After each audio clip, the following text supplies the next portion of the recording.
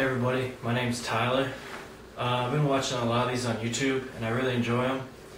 Really enjoy just seeing what everybody else has equipment wise and what they're shooting with and just seeing what they're doing. So this is my what's in my camera bag video. I have this Active Pack bag. I'm not exactly sure who the manufacturer is that makes this bag. My girlfriend got this for me my past birthday this year, and I really enjoy this bag. It's a huge upgrade from the last bag I was using. It was just a little like sling over the shoulder bag. Could barely fit my DSLR, like maybe 1 or 2 lenses in it. So I really like this bag. And one thing, just like a little bit of extra security, is like in case you get caught out in the rain, if you're going for a walk or something like that. Just flip this out over there, you get caught in the rain. Real nice, protects you from the weather until you get back to your car. I mean, I wouldn't like leave this out in the rain or anything like this, but just a nice little added protection feature. I'm gonna get to the main compartment of the bag. And I apologize for the audio on this and this overexposed light behind me. I'm just filming this on a little Nikon P100. Don't really have anything awesome to make videos with. In here is what the inside of the bag looks like. Got nice little, you can personalize this, pull these out, move them how you need them.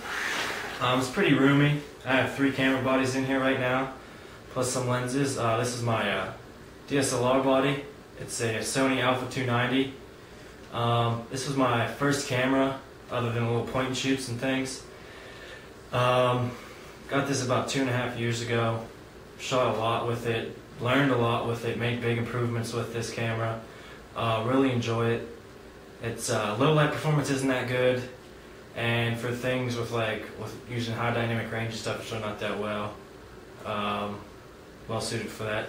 Its bracketing is really limited, but overall I really love this camera. 14.2 megapixels, 3.5 frames per second. Nothing too glamorous, but it's a nice little camera to do a lot of things with. You can shoot pretty much anything with it, I think at least. And I've done a lot with it, and I really like it. On it is a Sigma 24-70 2.8 constant aperture, and I really like that, especially when you have a camera body that is not that good in low light. This 2.8 really helps.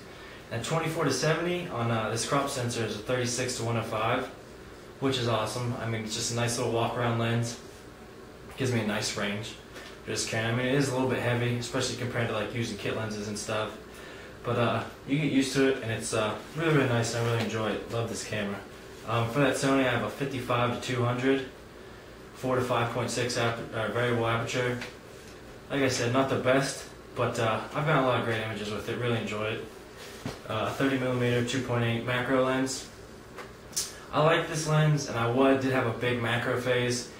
Kind of not too much big in the macro anymore, but still a good lens, except for sometimes I think that the focusing can be a little iffy, and you can't put it to manual focus, which is what I like to do sometimes, but it feels like it's just grinding things and it doesn't really feel too well, but still nice lens.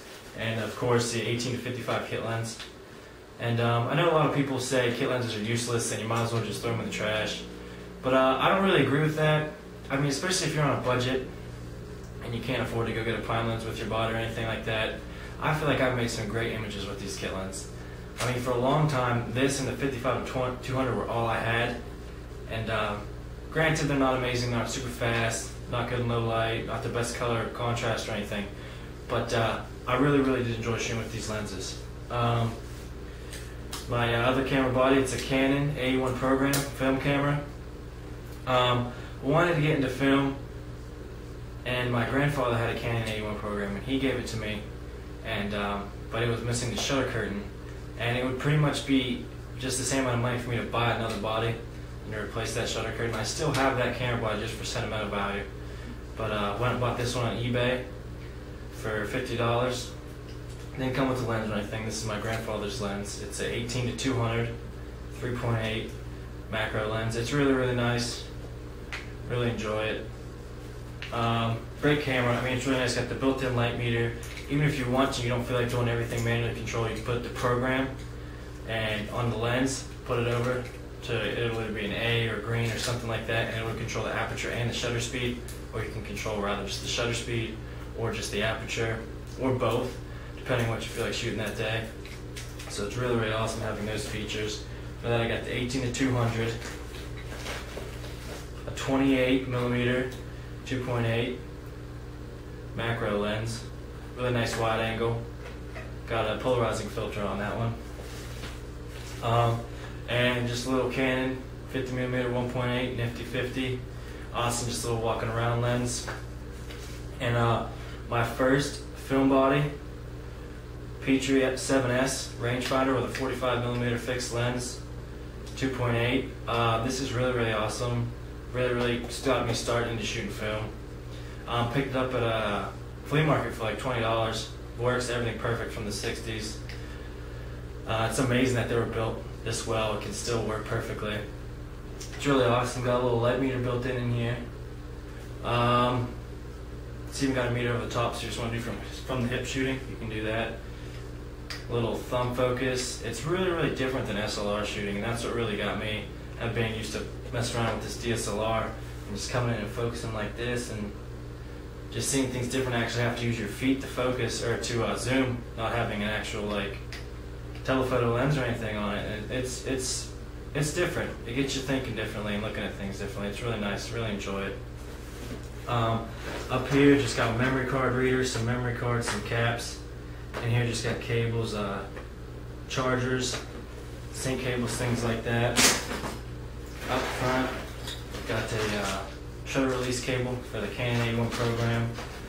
Got some ND filters, some polarizing filter, and some ND filters in here.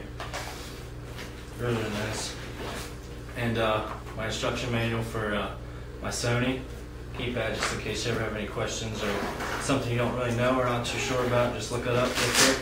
And in here, an extra little cap, or strap rather, for my Canon in case that leather or that canvas strap gets a little bit uncomfortable, but it never really has.